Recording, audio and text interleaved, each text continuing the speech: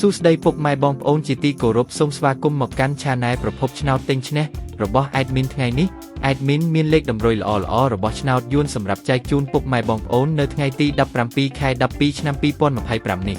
ដូចនេះ Admin មិនចង់ឲ្យចំណាយពេលវេលារបស់ពុកម៉ែបងប្អូនយូរតោះយើងមកតាមដានលេខតម្រុយរបស់យើងទាំងអស់គ្នាសម្រាប់លេខតម្រុយ2លេខមានលេខ98លេខ44សម្រាប់លេខតម្រុយអូស2លេខមាន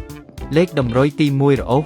90និងលេខតម្រុយចុងក្រោយអូស40សម្រាប់លេខតម្រុយ3លេខមាន438គុណនិង267គុណសម្រាប់លេខតម្រុយថ្ងៃនេះ Admin សូមជូនពរឪពុកម៉ែបងប្អូនជួបតែសំណាងល្អទាំងអស់គ្នាហេងមានលាភមានជ័យ